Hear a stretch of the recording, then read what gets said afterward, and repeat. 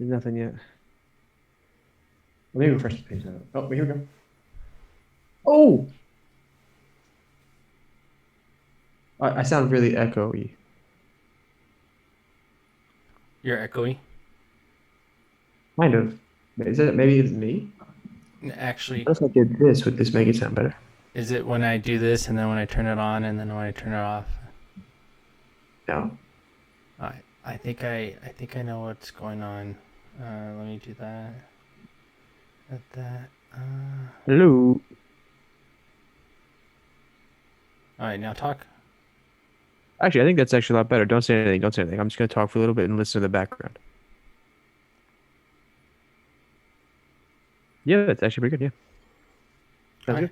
Actually, yeah, I can hear you. Oh, Holy hello. crap. Hello to myself. Thank you for being here. You're welcome. This is gonna be fun. Oh, I bet it is. Okay. So we do that. We're there, and this is Random Rabbit. All right, Hello. we're live. Um, Okay, hold on. We are officially live. and then we're sending them our which link are we sending? Wait, are we on YouTube too? Let me see. Let me check YouTube. I don't Oh, wait, think YouTube's so. 24-hour hold. Yeah. So just send them the Twitch. Just send the Twitch link to people. Oh Just my send them god. the My Twitch thing one. died. We should be fine. All right. So the Twitch one. Oh, I look like I have a rash when I do that. When the light changes, look, I look like I have like this like colored rash. Oh my God. All right. I feel like I'm talking a lot faster in the video than I am in real life, but I guess that's just how fast I talk. I know I talk very fast, and I can talk really, really, really fast, and I just don't really understand how fast I'm talking until I hear it from myself. Yeah. No, I mean it makes sense, but it's also like when you're really excited about what you're talking about, it also shows. All right. Hmm. So one view. Let's put the Twitch up. Do you have the Twitch link? Can you put it in? Um, That'll save me Twitch, some yeah, yeah, yeah. time right I'll now. send you. I'll send you. I'll send you. I'll send you. Chat Okay. here. And then Done. what we'll do is we'll throw that up on the Hope it chat. just paused. Oh no! Oh, it's because you changed your screen. Yeah. Ooh la la. Now I wonder if, but how would we stream a game doing this? Now that's Oh, the we'll next we'll level. have to figure it out. Yeah. If All any, right, Josh. Next level. if anything, you're gonna have to run your streaming through a streaming platform just like me. Right. I guess. I guess. So We can play Minecraft on a computer. I guess we can play Minecraft on Xbox or PlayStation too. But we could definitely do it on a computer. sweet. We'll have to figure it out. We'll figure this out. Okay, we're on Twitch. We are live. We got some. Okay, the chat's up.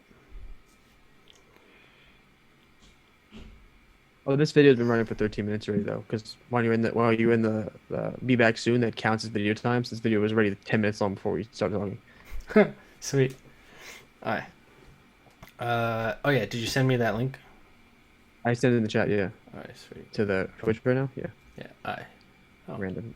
Twitch.tv/Random Rabbit Incorporated. For all of you viewers here on Twitch, welcome to our first viewer. I know it says two, but I'm actually one of them testing it out right now, so it's not as impressive as it looks. I know I'm inflating the numbers. Look at me, so dishonest.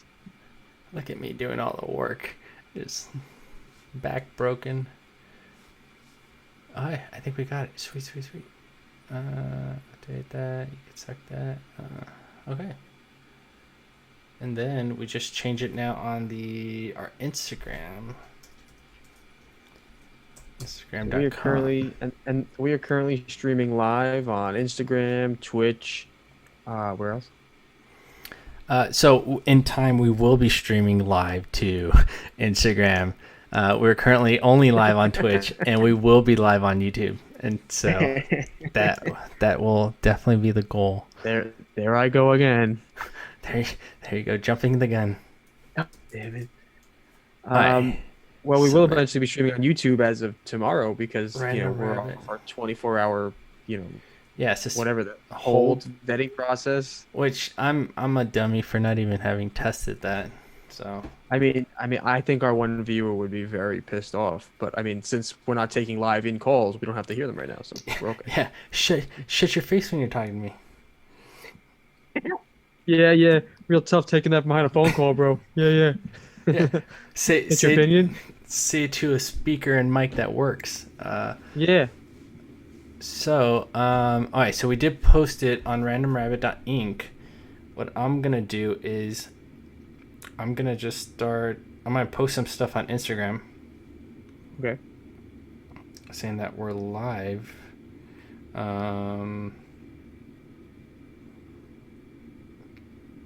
And if anything, we could even do like a quick picture.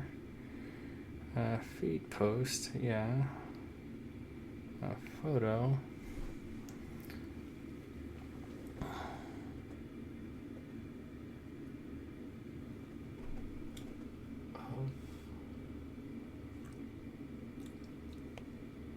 Yo, Josh, just do it, bro.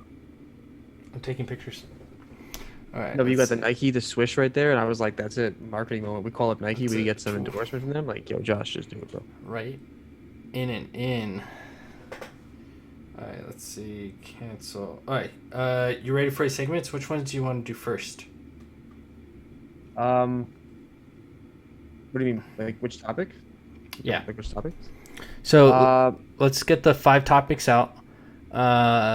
What we could do is we could, in the chat, we could even put like the topic that we're starting and talking about. okay, I like that. Yeah, that sounds good. Let's test out some methods here. I think it would be good if okay, I have to pull this out of my head. I can't listen to both. I can't listen to the stream and be on the stream at the same time. It's too laggy. Oh It's yeah, not yeah, possible. no, that's screw you. So I'm just gonna put it in the background. Yeah, because that's good. Okay. I'm gonna keep it up because so I can go in the chat because I'm here. But okay, now we should if we put the topics that we're talking about, like the current one we're on, then it would anybody that's listening needs to reference or just joins in, they can figure out what's going on. Uh, um, and I guess we could just take it from the top and just cover these 5, and we should just time and see how much time it takes us, so we can kind of gauge how long. Yeah, and then Twitch is gonna be pretty much saving the videos on its own, and then we'll edit Right, from automatically. Yeah, we can download there. it. Right. So every day. Random Rabbit Incorporated streams talk shows and podcasts and Apex Legends. I love it. 6 p.m. Pacific Standard Time.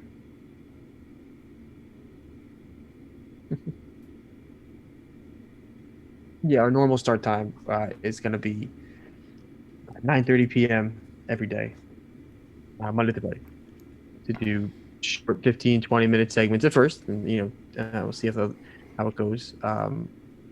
These will be segments on the current news topics, headlines from the day that have to do with markets, politics, economics, things that are interesting, things like the meme stocks and the crypto trades, and then also things that with economics of the market. And then our channel will also in the future host short kind of conversation about specific market topic that we think are important and that we'd like to discuss and that we think would be cool to kind of have some knowledge of. And our number one goal is to be a part of your informational arsenal and to help alter your worldview to be a more objective and understanding worldview by showing you our opinions, which we hope you find interesting on these things. So, Nice. in time, I think you'll find that hopefully you'll see that we do have some understanding of things that happen and what they mean, and hopefully our points will be valid to you. And with that, we will take a short break before we start everything. Be right back. Actually, I'll also be right back. Hold on, one sec.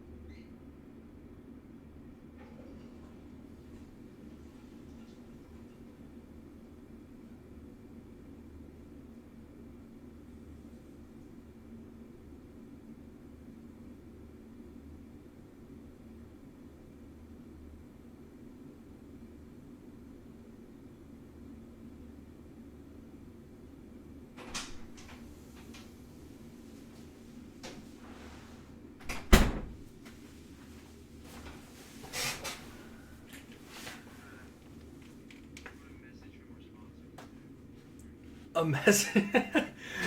Do you like almonds? Well, dude. Buy the almonds you always wanted. Our almonds. Oh, you get our almonds.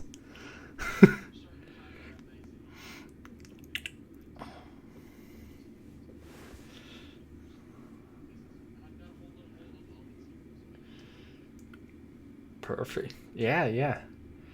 All right. So we're back.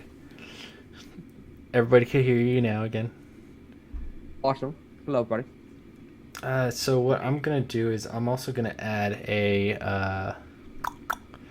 make a video Oh, and that's louder than I thought. put it on my Instagram. Oh, okay. I like And, it. Wait, are we live streaming on Facebook then right now too? yes, actually we're supposed to be. We should have Facebook. I can check that. Yeah. Go ahead and look up Technically do Facebook have right now. Facebook. Check it out. I technically do have Facebook. Is that if I share my screen, people will be able to see it? Be able to Yeah. see it in place of me? Yep. Awesome. So, yeah, I don't know if Facebook knows my. Never mind. Cool.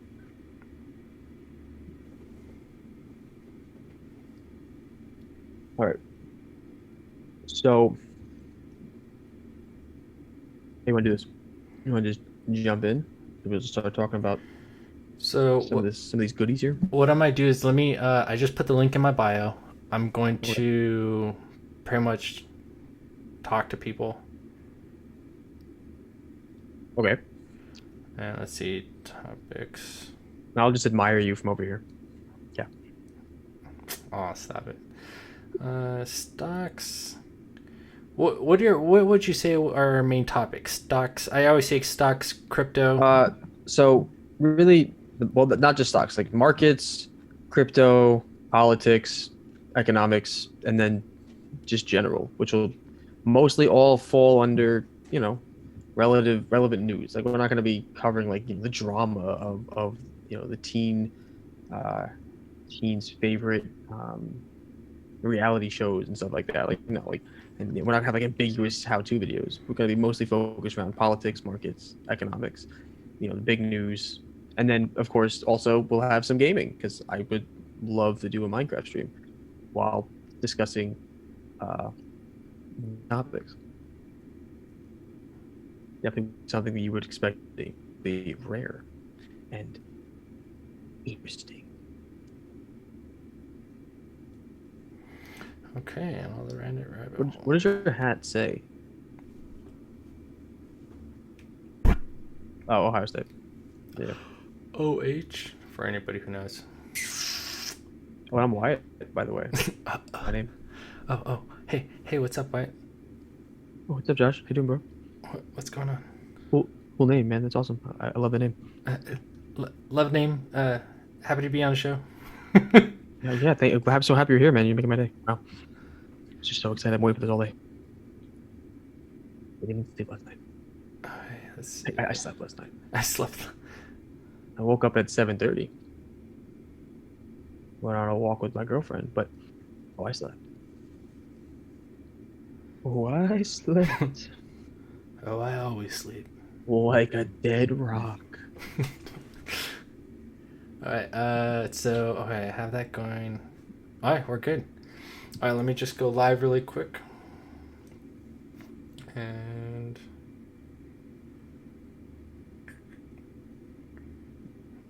live.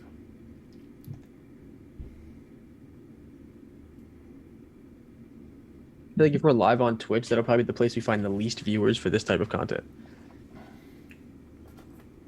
Alright.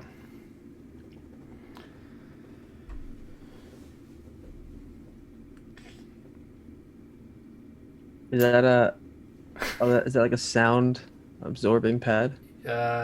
Actually, no, it's not a sound absorbing pad behind it. But what's up, my Instagram?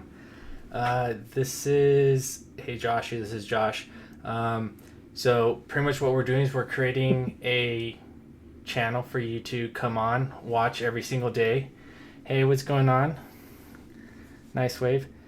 So yeah, the goal is we're gonna create a channel that pretty much just going to cover all the relevant topics that we're talking about today. So some of the relevant topics are going to be, what's up, guys? Cryptocurrencies, stock market, economics, politics, and pretty much anything random that catches our attention on the news. By our attention, I'm talking about me. I'm talking about, this is Wyatt Wave. That's Wyatt. Wyatt's super smart guy, one of my brother's partners, and soon my brother will be on the show with us. And so essentially all we want to do is we just want to help educate you guys. Hey Fred, good to see you guys. What, Fred? Just pretty much educate everybody and let everybody know kind of what the market's going. And the main part is, like, there's so much news out there. What's actually relevant? And so if you guys have any questions, anything like that, we're just going to start pretty much spilling out the news. There's so much going on and happening that we felt even more urgency to start this channel and kind of get everybody rolling on this. So pretty much the link's in the bio.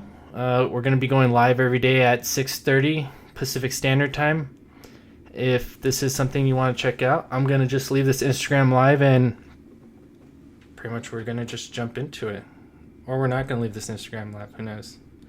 We'll just play around. But essentially, jump onto Twitch. You'll be able to hear our random rabbit, Wyatt, our Jackrabbit, and we're starting live. So happy you said my name right. Oh my god.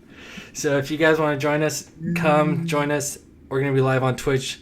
It's in our bio. The Instagram page is still getting set up, so it's pretty empty. But go ahead and follow us. Follow us on Instagram. Follow us on YouTube. Don't be discouraged by what you see. It'll be a beautiful garden one day, I promise. Pretty much, we have a lot planned out, and we hope you guys enjoy. I'll catch you guys on the live stream. Bye. Oh, we got one more.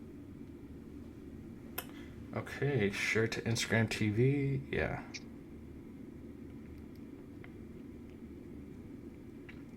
Okay, let's do this. All right, so are you going to or write the topic in there? I guess in the chat. Yeah. Because wait, if we would chat in Twitch, we would see a chat in YouTube, right? Yeah. Or would it go to every chat? Do you hear that static? I think that's my fan. I think what you're hearing, this Yeti mic. I have it set to a single direction. I don't. Do you hear that on the side? No. I hear like a little bit of background noise on my end, like the air, because my fan's blowing on the laptop. So this thing picks up, you know, when dust mites cough. That change to with it.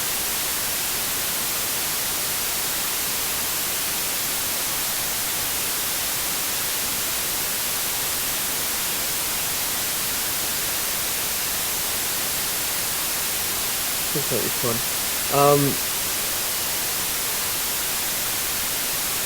But hey, we're gonna do it too. Like, what if? Or how about this, Jeff? What if, like in the future, what if we had some way of putting like a text on the screen, you know, where the text is like somewhere in the current topic that we're discussing, because then that would show up on screen, right? That would be on YouTube, Facebook, everybody would see that. So that would kind of cover the issue of the chat, and then from there, maybe you could like introduce the main topic, or just ask me, or just announce it, or I can announce it, like some way of like making sure we just like, this is the current topic. Oh, interesting. Loopback is now interesting. Alright, so, yeah, let's get this started. So pretty much...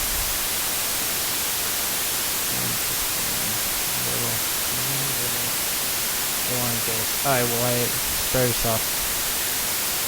Yeah, hi everybody, I'm White, and we can talk about some of the big headlines today, and some from yesterday too, so we'll see interpretation of today. But the first main topic is the FBI recovering most of the Colonial Pipeline ransomware.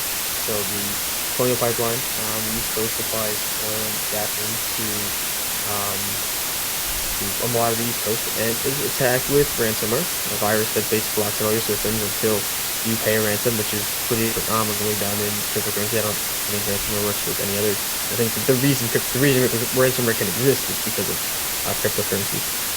But they paid about $4.5 million, and then was it a week or two or some time? Well, the FBI, which was I guess yesterday, came out and said we recovered most of the ransom money. And we did so by tracking the currency to a Bitcoin wallet that we then subpoenaed and were able to, by a court order, to take ownership of, and then found the private key, right, for the encryption password, essentially on a server that was still live, meaning it was connected to the internet. Therefore, they were able to, quote unquote, gain access to it, to get the key, and then use that key to unlock the wallet, which then allowed them to gain access to the Bitcoin side, which amounts to apparently the majority of the ransom paid. And the interesting thing is they said that they didn't hack and they didn't break into I'll say it right here, the elliptical curve digital signature algorithm, which is what makes cryptocurrency so safe, which allows only the person who owns it to spend it. So it makes it so feasible. They said that because the FBI didn't reveal what they did, they were like, hey, we're not going to tell you just in case we might want to use it again. And of course, no shit. Like they're not going to tell you how they did it. Even if they did figure out a way around this, they're not going to tell you because that gives them an advantage, and you can tell that because they talk about how they endorse cryptocurrency. Like, this is a reason why cryptocurrency can be widely adopted, because it's no threat to law enforcement. It's no threat to us. Like, we found it, and the criminals can't use it. It's no longer a perfect system for criminals. Go ahead and use it. And when the FBI or the CIA tells me, we love this idea, you should do it. This would be something that you should definitely use. That makes me skeptical about how safe and secure it is to use as like a widely used currency that everybody would be digitizing their dollars and cents into, as well as there was a comment in there by Jesse Spear, the global head of policy for chain analysis, because these are transnational organized criminal groups. Because these transnational organized criminal groups are facilitating these payments in cryptocurrency, and because of the transparency and traceability that cryptocurrency provides, you can actually more effectively follow the money and potentially mitigate and arrest illicit activity within this ecosystem than you can with traditional financial and payment. So. Some people said that was a reason Bitcoin took a hit, and they said that it's not that the actual core algorithm that keeps it safe hasn't been breached, which might be true, but the fact that they can track it, they can trace it, right, kind of speaks a little bit about how safe and secure this is to be used as a currency, not just as an asset that you can trade. So I feel like this is like one of those positive messages that people want to hear when it comes to cryptocurrencies and its security. A lot of people. I felt like a strong argument, or people thought was a strong argument, was that there's going to be a lot of money laundering, and that the black market and everybody who uses the black market and do illegal transactions are all currently using Bitcoin, and so this is just like the black market money, and so how are the feds ever going to, pretty much making it sound as if crime's just going to go rampant, which obviously that's not the case. And it's kind of weird that the FBI is just like, oh, hey, guys, like, what you thought was completely secure, like, is absolutely not. And now we're going to take full advantage of it.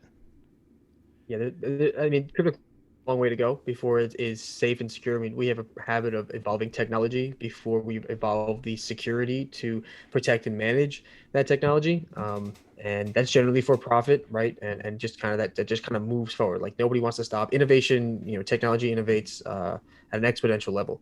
But I think, like, I think this is kind of a little bit of evidence to the contrary of just like maybe cryptocurrency isn't really there yet, and we can totally get behind this, and this is totally okay because maybe there's more to it than that. And again, if anything's coded and written, there's always the potential that somebody else can crack it, right? If someone designed it, then it's not infeasible or impossible that it can be broken. It's just very, very unlikely. We just, people just, again, haven't gotten to the level of understanding of this until they do. But if they do, and that happens, will you be reforming the entire crypto market, security protocols, or how will that work? Yeah. This is just a part of a big pool of questions I would say exist for, can cryptocurrency really replace fiat currency in the world? And is it safe to be a currency as opposed to just an asset that you trade and gamble with? And I feel like it's also like it's kind of good to know that the point of failure that the FBI was able to take advantage of wasn't like any type of hacking feature. A lot of people have this thought or feeling as if like, okay, I might get hacked, I might lose all my money. There's only one point of failure, and that was the only route and direction that the FBI was able to use, and that was to guess the seed phrase, right? Can you talk a little bit more about that? Um, yeah, well, the thing is that they say that the Bitcoin didn't fail, right? The security protocols didn't fail. Everything worked. It was they said quote unquote sloppy password management because if you have a password protected anything, encryption, whatever, and you need a private key or a password, something to unlock or unscramble or verify information, and it's kept live, meaning that it's online. Well, then technically it can be accessed. So if they can find your Bitcoin wallet because they're accessing the internet, then if you have a server where you just keep your password, they can gain access to that as well, and then they have that information. Then it's not really a mystery anymore. If you don't do that, such as they say, quote unquote, keeping it cold turkey, cold storage, which really just means keep your private keys offline. Keep these things off the internet. Don't store them on servers. Like literally, write them and bury them in the backyard like you would gold, because then nobody can get in there and take your stuff. So I mean, that's definitely something you should take in this as well. Like if you have a Bitcoin wallet and you have private keys, do not keep them on your computer. Do not keep them anything that can be connected to the internet. Don't keep it on there. Literally, write it on paper, put it in a safe, keep it so that it can't be connected to by another device or an entity. Otherwise, hey, you never know. FBI comes knocking and say, hey, you know what? Actually, you didn't pay enough in taxes this year. I'm gonna take some of them Bitcoin. Yeah, and so what I might do is I might just put kind of the relevant topic that we could cover in another show, which is going to be cold wallets versus hot wallets. What's the difference? And pretty much, if you're investing in crypto, what direction do you want to go in order to stay safe? And that's going to be going cold. You got to put the ice in the veins. I'm just kidding. I had to just do it once. But for our 3 viewers who got that. Ice in the I love it. I love it. Yeah, definitely. Keep your passwords off things that can't be connected to the internet. Otherwise, it is fair game. Yeah, Maybe it wasn't 30 years ago, but technology is evolving. A lot more things are fair game than you think they are.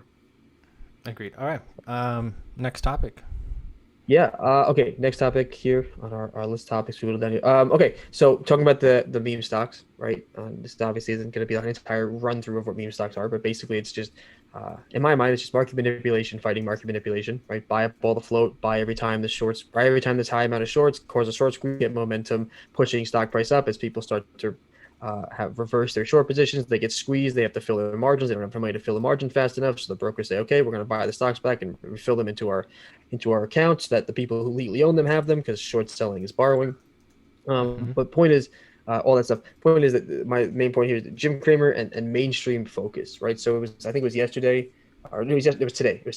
There was a report on what Jim Cramer was saying through CNBC about how he's talking about how if a market values something, metrics, and it's persistent, then those metrics should be paid attention to. That could become a valid way of valuing an asset, and that's not untrue. I mean, technically speaking, the way we value things and measure things generally were we created. But the metrics we use now for valuation, for technical analysis, they have some grounding, they have some past track record of working, and they generally are sound across markets, regimes, and time. This is really not. Even though these patterns have existed before, bubbles have existed before, asset bubbles and people buying too many stocks, 1999, 2008, people inflating stock prices or inflating asset prices irrationally, piling in until it gets too big and it pops, and all of a sudden, everyone who invested all their good, precious collaterals or pensions or 401ks or money they couldn't afford to lose, tied up things in companies, all that stuff gets wiped. And I think that part of this is it seems like CNBC and a lot of other people too are starting to get onto this trend because they see it as a way to kind of profit on the momentum and to kind of get viewership momentum, because that's what's hot right now. And if you're a media company, you're just a company. You need to bring in more than you put out. Otherwise, you can't stay relevant. And how you do that? You do that by selling ad revenue, getting more ad revenue by selling ad space for higher amounts. You do that by getting more viewers, because the more eyes that are watching, the more valuable the slot is for an advertiser to put their ad there. But at the same time, I think that you're also looking at, a weird mainstream focus where this could become normalized, where people will be like, this is just a new way of trading. This is just a new way of investing. So it makes people feel more comfortable. Like, this isn't just some phenomenon. This isn't just some thing I should stay away from. Like, this could be, this could be a very a possible thing for me to get into. And then you might start thinking you probably get part of your portfolio and you start putting more money in that you probably don't want to risk. And people start wrapping up bigger pieces of funds or start investing things that they shouldn't be investing that more into Mm-hmm. more like a pension or a 401ks and these things that are backed by companies that you shouldn't be investing in, but they think we can get more money for our employees and we can get big return on this portfolio if we just put a little bit more of our fund percentage into speculation, a little bit more into these positions, which would then help inflate the prices even more, which is again causing a bubble. Because if you think GME's worth $325 a share based on its value, that's lunacy. I don't see those numbers for a lot of these companies, including like Clean Energy Fuels and Clover Health. These are companies that don't even they don't even have great revenue or didn't have large short positions, right? So there's really any sense, but from valuation standpoint, technical standpoint, or from even this meme kind of idea of push everything up. But when you have enough capital, enough individuals, you don't really need to keep to the same thesis. You can branch out and start just kind of throwing that weight around and bump up something like Wendy 26%, in one day, even though nothing really changes at Wendy, nothing changed in the fundamentals, and they didn't even have a big short. But now you have enough people and enough people piling in, watching Reddit, using them as a metric to try to predict what the next one is. If Reddit starts talking about this, that sucks up 30%. That's not 30% of value. That's anticipation of a big rally so you can get cheap and easy money, which is not really how you should be playing the stock market, because that's not really what investing was made for in the beginning. And now it's just some derivative way of playing the market. You can, but it's extremely risky. And everyone looks at the high reward, but they don't think about it. There's high reward, there's equally high risk. It's very rarely do you find high reward, minimal amount of risk. That's just not what happens. And my fear is, especially if these things become securitized, and by that I mean someone finds a clever way of trying to scrape the alpha off of these trades while mitigating and spreading the risk among other market participants. And then people start investing in them and start thinking they're really safe. And like statistically, the odds that all these companies are going to plummet go to zero. The same story we saw with all the mortgages and the MBSs in 2008, the mortgage-backed securities. And that's obviously not happening now, but my mind goes there in these patterns and says, well, how much gain does there have to be? How long does it have to last before people start saying, you know what, this might just be a new thing and we don't want to miss out. I want to become a millionaire, a billionaire. I want to double, triple my wealth instantly. So, and the thing is, at the end here, I'll end this piece here with Jim Cramer. At the end, he said, these meme stocks, it has to come to an end, but it's just getting started. Like, what kind of information is that for me? Like, oh, so it'll end eventually. It's not even nowhere near ending right now. So, and I guess there is some truth behind that, because I do think eventually this will end. But yes, bubbles end too. They pop and then everything crashes. Is that what we should be doing? And again, Kramer and other people on CNBC, other big channels, stock business people have been saying and changing their minds over the last couple months. At first, it was all lunacy. This is craziness. Don't go anywhere near this. And now it's starting to become more like this might be a new team. I think in the short term, but it's extremely risky. And in the long term, I don't think it will continue to exist. But we will have videos and stuff talking about this stuff more and more, because that's why we're doing this, to cover these topics. For the people who don't know what meme stocks are, can you just throw out a couple? Yeah. So you have GameStop, AMC, Wendy's, Clover Health, Clean Energy. I think BlackBerry was in there. Beyond Meat, I think, was in there too. There's a bunch of others. I mean, I'm sure you can look it up. You can find them on Reddit. I mean, this is the big phenomenon. Get a bunch of people together, put them on the same path, and they can throw their capital as if they were one giant entity. And so now, from your perspective, right now we know, GameStop, AMC, Wendy's. Those are three that you mainly have been mentioning. Are these ones, in your opinion, to invest in? And this is not financial advice, but this is from your perspective. Are these things that are catching your attention, not from, just the news aspect, but from, can I make money off of this? Yes, I'll start that off by saying never, ever, ever in your existence should anyone ever take one bit of information and use that as your thesis for anything. And you'll always do your due diligence, always do your homework, especially in investing. If you don't, you can't blame anyone but yourself if you lose. But no, for me personally, my risk tolerance is extremely low. That's very important as an investor. You have to know how much risk you're willing to take, what kind of ride you're willing to go on. And that's something that a lot of people, a lot of retail investors, they don't think about. They just think big gains, easy money, throw my money. If I know that the amount of risk here is insane, the amount of volatility in the stock is insane. The odds the price could go to 350 to 360 back to 289, insane. So for me, that's too risky for me right off the bat. That's so much risk, it doesn't make any sense. Second of all, I'm more of a value investor. I like to look at the value of something, and I like technicals as ways to get in and out and exit trades, and even some day trading, and even some pattern analysis, geometric pattern analysis. Those are all valid, but I really like to find things that have value, that have some productivity or something to kind of back up, justify why. Because I'm a logical person. I like to try to understand why something is the way it is. It has to really make sense, like the Warren Buffett kind of mentality. You buy companies for the people. You buy things you believe in. You don't just, if you don't understand it, don't invest in it.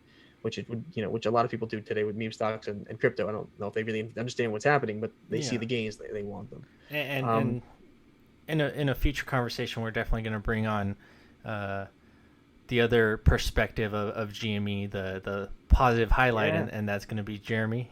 He's a Jeremy. strong Yeah, advocate in it, and his point of view is definitely a unique one that I don't ever read in the news. So we'll come back to GME. That's a hot topic, and that's definitely going to be talked about for the next several months. but yeah. Um, But just to finish the question, I'm not investing in these. My risk tolerance and the valuations aren't there. So for me personally, I like watching it, but I'm on the sidelines. I'm a spectator. Sounds good. All right, next topic. Oh yeah. So next topic here, we're kind of moving down. We kind of covered that one part of that one. Okay, so the next big one we're talking about is U.S. to focus Pentagon task force. Let me stop here. U.S. to focus Pentagon task force on China. So you may have read these kind of global macros, and that these are trends that affect global markets. And you may have heard about obviously the history of communism and capitalism, America and China, the East and the West. You may have heard all these things. Um, but China's economy is expanding, right? China is becoming more influential. It's taking a bigger role in the world, which is obviously, as America's adversary, quote unquote adversary, the words of the government, that's not something that they want. They don't want the influence. They don't want to kind of be butt out. They don't want to be in a less effective position militarily, economically, financially, you name it. They don't want to fall behind in it.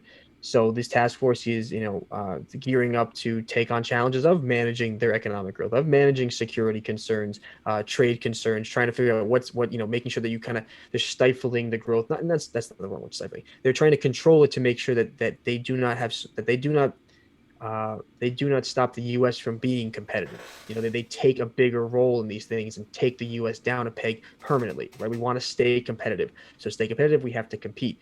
And this also includes, I think it was a 200 or $250 million or $1 billion. Some big amount of money was in a bill that went through Senate. So, for the most, at least a bipartisan agreement and somewhat.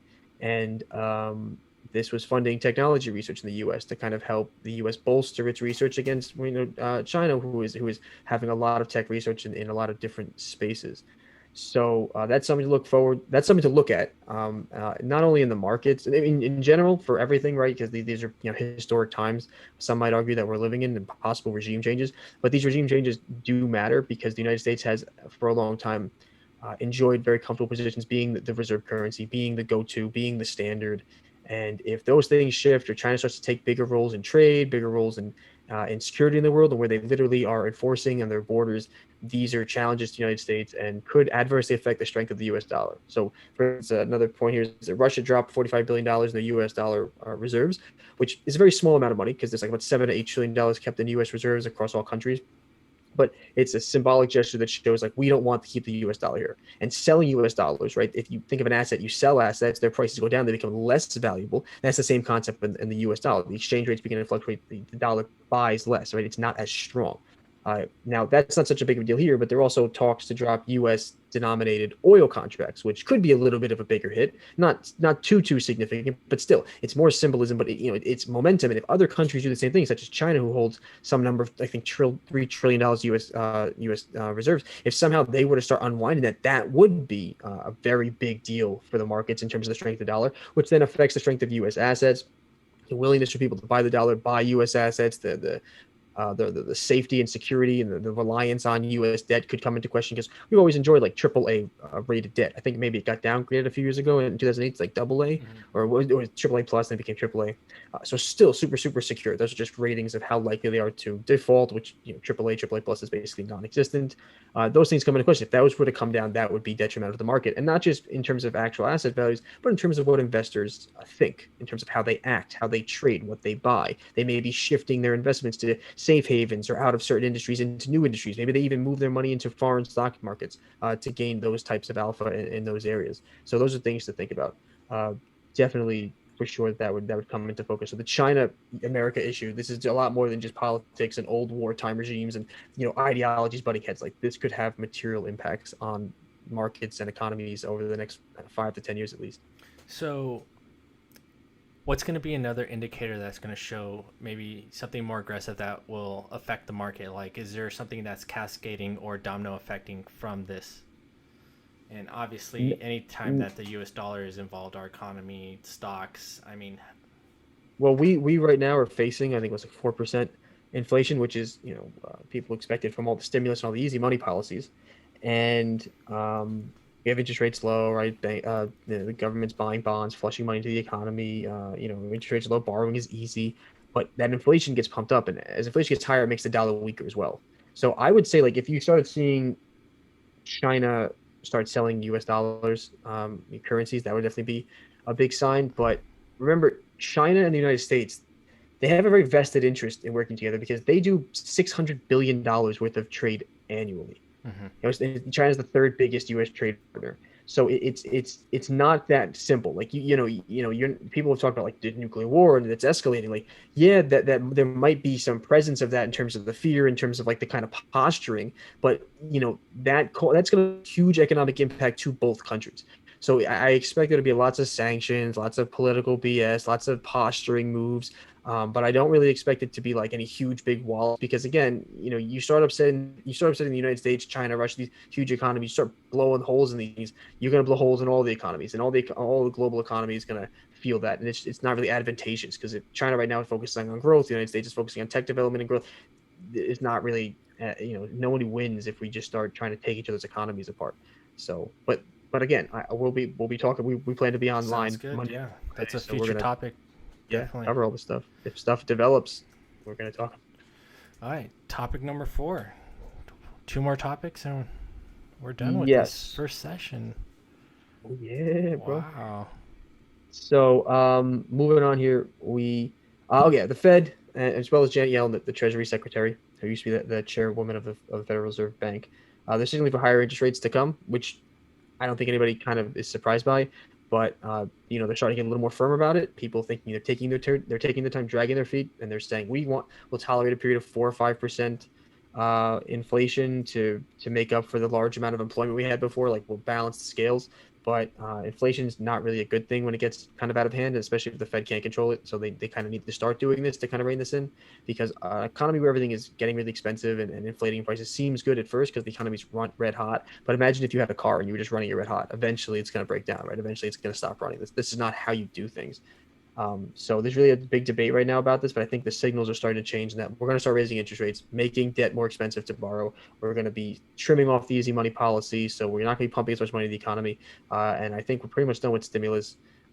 There's a whole other story about Joe Biden's plans for entitlements and basically the $7 trillion budget, but that ties into $30 trillion debt that we have, and that'll be a whole other conversation about the existence and value of money and debt and just the insanity of borrowing against ourselves into the future for the hopes of making today better. So and selfishly political party, bias. So for the signal of higher interest rates, which markets are going to be affected the most by this? Interest rates eat away at dollar gains, and they eat away tech. So very overpriced things get hit first, like technology. So like they become the things that are very expensive that are going to increase in value because they're harder to import the pieces for. They're going to take a lot of that inflation is going to get baked out to the customer. That is inflation. You see your big hits. You're going to see things that are expensive, big trips, leisure. You're going to see people buying less or buying more, in a more stable way, but that might not happen in the next year or two. That's the thing. With all this stimulus spending and the fact that we're getting out of this pandemic, people want to go outside. They want to spend. They want to have fun. They want to live their lives again. They might not be so afraid to pay that extra 5-6% on something. You know what I mean? They might not really notice or care because they got stimulus money, or they're free now. There's just this momentum and this emotional kind of resurgence, which could blur things. You know what I mean? People might not really be, you might not see so many signs. You just have to watch the prices of things. And again, the problem right now, the hardest problem is that even though these signals are here and we see these things, and I'll be talking about these things, we don't really see the markets and the economy behaving in the same way we would expect. And that's the scariest part. So it's hard to make, determinations on these things because, we could go on for another year or two, some people suggesting, with this kind of, short-term growth, and then before we actually hit a wall and have any real problems. And it's kind of hard to tell because I think we're in an area where we have many, many, many overvaluations, and we were taking out lots of debt, and the economy took a big hit, but nothing is really slowing down, and we're accelerating, and that to me is a big red flag. Like, we're moving so fast, I don't even think we can see the ground. We're just flying, and I don't know when. I'm not that, I hope I can get good enough to figure it out, but something eventually this has to come to a head. You have to reconcile all this, and I hope it's not with everything coinciding into one giant drop, and then we look back on a depression and say like, wow, that was ridiculous, and then everybody says it's a black swan event, but we keep having like every 5 years we have like 2 or 3 black swan events. So I don't know how you keep calling them black swan events because they keep happening more and more often. Black swan event is like a once in a lifetime thing. Like 2008 was supposed to be a black swan event. That thing will never happen again. Okay, but what happened in 1999? What happened to the flash crashes and the oil crashes between 2010 and 2015, 2016? What's happening now with this amount of inflation on these assets? I guess if it never comes back down, but that would scare me more. If this stuff never came back down and just kept going and nothing happened for years, that would make me even more nervous. Because I thought before the pandemic we were on a long bull market and we needed some market corrections, and then it's just like bouncing, just shoot to the moon. So we're definitely gonna be covering this stuff more often.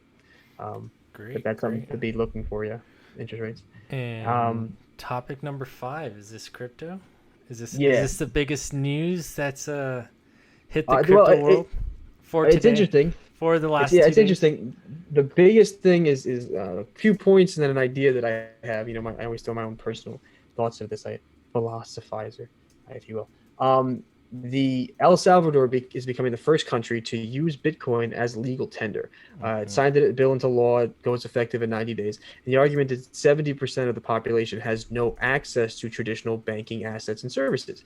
So their plan is to use cryptocurrency. Now, this is interesting for a few reasons, but the biggest reason is, imagine if you're a central government, right, central bank, and you can't stimulate growth in your economy, right? You just can't do it. So then you have everybody using this very volatile asset that seems to be getting a lot of attention, with expectations to be $100,000, $200,000, right? The future of everything. You don't need to generate stimulus from the inside of your country if you can have them buying and selling things in Bitcoin, and then if they receive payments in Bitcoin, then the Bitcoins increase in value. They could just be gaining value. They'd be literally using this speculation asset to gain real value by being paid in it. I think it's a really big bet and big gamble on the future of Bitcoin to run your whole country on. I think it's going to be a case study that we're all going to have to kind of watch and see how this goes, because if it goes well, it could signal, right? It could signal a move for people to actually really want to push for digital currencies and cryptocurrencies inside of other countries. But if it blows up, I don't know what that would do to El Salvador, to any country, but I guess we'll find out. It could go really well, it could go really badly. In 2018, Venezuela made their own digital currency, but they did that to kind of get around the U.S. sanctions and other issues that it was having with kind of restrictions put on it from other countries. And the Bahamas created a digital currency to help their citizens with banking services, which and that's kind of a stable way of doing things. So it's that's what a lot of other governments are looking into. I think I was watching this gentleman speak, and he was saying 10 years ago 60% of people were thinking about it, 30% of people or something like that were experimenting. Now it's 80% of people are thinking about it, 65% of people are experimenting, or governments, I should say, not people, governments. That's what it was in with respect to.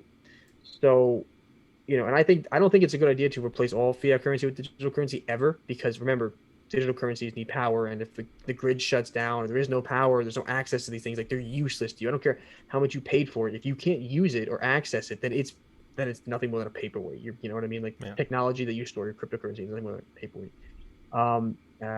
But I think that it's inevitable that we'll see some form of digital currency exist in markets, but I think it'll be controlled by governments so that the central bank can have access to it, so it can help stabilize economies. Because if you have a currency that a central bank can't control, then how do you help your economy when your markets go up end over end, right? When there's a retraction or there's damage, you need to bail somebody out, you need to support part of the market. How do you do that? You can't control the currency, you can't print more of it, right? If you can't control it, you can't effectively control interest rates, because you can't affect the currency that underpins all of your assets. that's something to think of. But I think inevitably digital currency will take up some part. It will be another asset to exist because really most of us live digital lives anyway. Credit cards and with chips and Apple Pay and Google Pay and stuff like that, save password. So I don't think it would be a big cultural change, Yeah. but I think it would have could be an impact on the market. But right now we're all just watching. Right now, cryptocurrency, meme stocks, these are all very speculative, things you can gamble with. And now we're gonna watch. This is cool. El Salvador taken as legal tender. That's gonna be very interesting. Yeah, and who's going to be moving to El Salvador to take advantage of it being a legal tender? Because from my understanding now, they're not being taxed on capital gains. And I heard that they're also accepting citizenship from anybody immediately. Well, if that's true. I mean, look, if you're trying to stimulate your economy, you're not saying no to anything. Yes, we'll do Bitcoin. We won't tax you with capital gains, and anyone can be a citizen. Literally, pile into my country, bring your money, buy stuff. We won't tax the crap out of you. Just go crazy. Stimulate the shit out of my economy. Not a bad idea. Because his responsibility as a leader is to his people, right? Regardless of what anybody else thinks, he's doing what he thinks is best to kind of bring his country to the next level here, when traditional methods have been failing. So I think it'll be interesting. I'm not shooting it down. Yeah, I'm saying I will find this interesting if it really does work. There will be evidence for how digital currencies can help bring maybe underdeveloped or poorer countries or countries that are struggling financially out of those brinks. So I think why it's so important to talk about today is because it's something that we should look at. It's something we should be very interested in, because I view this as this could be a very good case study of this idea that everyone has of how valuable it should be. Well, they're about to put their money where their mouth is. You know what I mean? And actually try to make it happen. So is this a good thing or a bad thing for the Bitcoin market? I think it's a good thing. I think adoption is a good thing. The more people who adopt it, the more big institutions that use it, generally they find it pushes the market up, because more people are finding more faith that if all big investors are buying it, and big institutions are using it, that's more validation that Bitcoin will be used, because if big institutions are doing it, they're not going to be wrong, right? If they see a future in this, they must know something I don't. So if a country does it, it's like, wow, maybe if they are really going to have it as legal tender, here it is now finally existing. And if it works and you see big gains and big news that year, definitely would expect the crypto market to increase because of that. Maybe even I would imagine new people would pour in too, because they'd be like, look at the resurgence of the value of Bitcoin. That's evidence it's really working. Me, I'm not gonna play that game, but I'm gonna watch. I'm interested. It's a game I am very much enjoying. So that's pretty much that's our 5 topics for today. Wait, one last topic. The FAA is having airlines reevaluate the weights for their passengers. Literally massive human beings as well as their baggage, and they do this every they haven't done it in 10 years, but they've done it before. They'll use CDC data and stuff like that, so they're not going to weigh you, and they're going to use CDC data to figure out the average size of a human being and try to figure out how much they can book, how often, how much they need to fly, stuff like that. So that was an interesting story I saw that was just fun. Now in your opinion, how is a topic like that going to benefit an investor, and what are some kind of key items in that particular item of news that you as an investor are going to kind of use as gold or uphold? Or the one thing that may happen as a result of this is you may see they were talking about more limiting of ticket sales, bumping passengers, or delays in baggage. Because I guess you could imagine a scenario where we have to assume that people are heavier, right? That's their assumption, right? Making on the assumption they assume the weight's gone up. COVID weight? Is this COVID weight?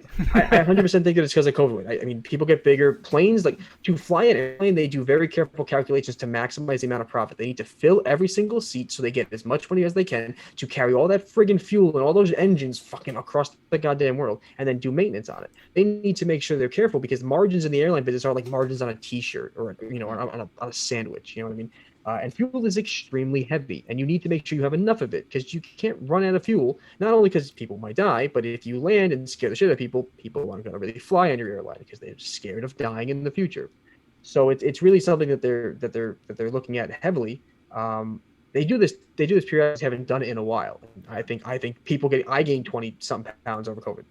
So I definitely all got fatter staying in our houses and stressing out about the pandemic, and that is making it harder for airplanes to fly. I mean, so do you see airline stocks increasing or decreasing from this information?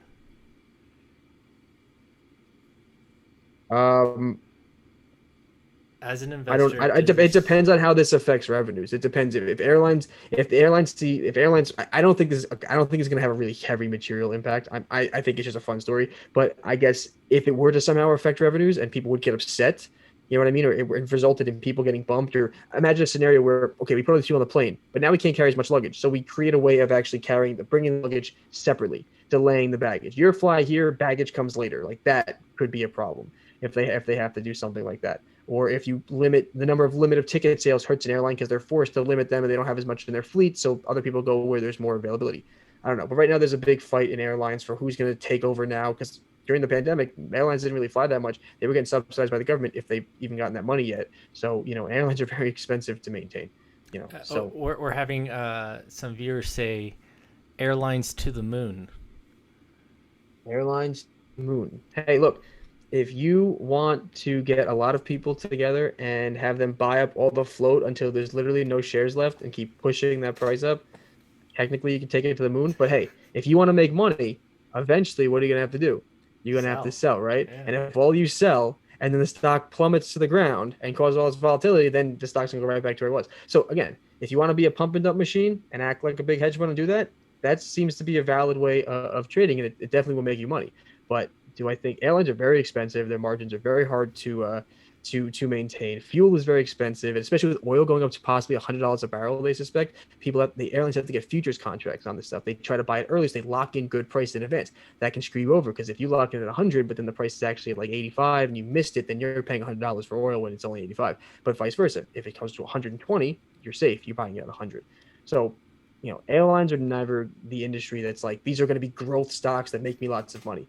At most, stable investments that can give you dividends. But if you're looking to make quick cash, airlines wouldn't be the first place you should go. Sounds good.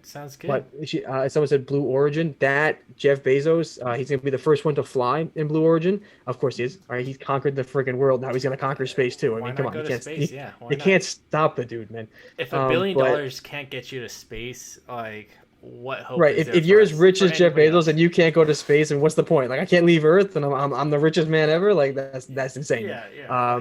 Let's see what money can do. Those industries might be valuable because it's depending on how much, assuming Jeff Bezos everybody survives, right? Because they've done a bunch of test flights, but again, you never know. So assuming everything goes well, people are gonna. I think he bid up one of the seats on there. It's up to $2.8 million. So this is definitely gonna be something that's for people with some decent change. I saw a cheap one. I think. Too, right? Oh, dude, I honestly, I'm gonna rent out the whole thing just to myself. I'm gonna lay on the floor. I'm just gonna blast off to the great beyond. No seatbelt. Like I want to get thrown back. I want to feel the thrusters. Right. So it might make money though in the future. Like it might because it's a business. If a bunch of lots of rich people want to fly all the time and you could buy stock in it, why not? I mean, if they're willing to keep paying for it, So I guess I could make money, but it's definitely cool to watch. I'm sure someone's gonna televise it. I'm sure we're gonna see Jeff Bezos flying into the air. If you have $1 billion and are not televising it, like you're doing something wrong. Airports are packed. Yes, I agree with you. But that's the big surge now because remember, we're all getting out of the pandemic. We're all going to live our lives. Everyone's like, I have even things that you didn't want to do before, you do want to do now because you were told you couldn't do it before. So everyone's like, oh my God, I spent a year of my life shut off. Like I'm going to go live everything. It's like when people go to college for the first time and they just go and try everything they can. You want to be free now. You've been, your coil has been compressed and now it's spring outward. But it's not just going to be like people are traveling all the time everywhere in the world. It'll return to normal. These things will return back to a norm, and even then they're still not going to be super profitable business. Airplanes are mad expensive to maintain and to fly. And I did analysis on this in college, and we just found they have really tight margins. There are some good airlines, like there are some good quality airlines that give you good value and keep their margins up. Sure, but if I had to pick if there was like a handful of stocks to pick that would make me the wealthiest person in the world, it wouldn't be an airline. At least not the big ones. Maybe you find a young one. If you find a really young one in a lucrative market that has a niche product or offering and that it can expand, that might be growth. But if you're going to buy like American or Delta, they're pretty big and bloated. They're really hard to expect them to make money. It's like buying McDonald's and expecting it to triple in price. It's a cash cow. Get the dividend. You're not going to get a lot of money out of that. Okay. Well, we hit our first hour. Yeah, that was cool. Live stream. That went by really fast. Yeah, I feel like we're gonna as we get topics in the future, we're just gonna make a list and just talk. I Yeah. don't know. I feel like I mean, 15-minute cap is. I feel like it robs the world of our glory. You know what I mean? Our there's opinions that we could there's no share, way to get and five, there's six no way topics in 15 minutes. I we mean, can talk forever on this. so let's to future events. Let's see what's gonna go on tomorrow. This is this Yeah, is 9:30. random. Yeah, 9:30 will be live. 9:30 tomorrow Pacific Standard Time. Eastern Standard Time. Eastern Standard Time. 6:30 9:30 Pacific Standard Time. 6:30 Pacific Standard Time. That will be in the link in bio. Actually, might as well just post. Yeah, let's do right it now here. before we forget. Yeah, Yeah, we'll be on at 12 o'clock Pacific Standard Time. If people on the 6:30. East Coast at 3 a.m., like, where are they? Yeah, like what? They said they would be here. On? Pacific Standard Time at 9. I feel like it's redundant. Are wheat stocks a buy? I think the cannabis is becoming more legal, and I think there will. I think I actually put money. I bought into the MJ ETF because I wanted broader exposure. I think cannabis stocks will increase in value because as it becomes more legal, more businesses are allowed to be created. I think that field will just grow. I just don't know when, right? I don't know when because it's even though it's becoming legalized, we're not seeing a lot of huge price bumps, and a few that we did were really like meme stock kind of style thing, pour in and pour out. So, but in the long term, I think weed is definitely gonna go up. I think the cannabis industry is gonna expand. Yeah. Sounds good. But I think that's just I think everyone's just chilling out. So we're all like, all right, cool, weed's cool now. You know what I mean? We're all Sweet. good. We're all good. We're all good. All right. Well, this is Random Rabbit. I hope you guys enjoyed. Thanks, Wyatt, for all your valuable information. Yeah, be here 5 days a week. Everybody's gonna be fun. We're This is gonna gonna be be fun. back here, and we're gonna keep dissecting this world. So come back. Let's make money together, and see you in the next rabbit hole. Bye, everybody. Bye.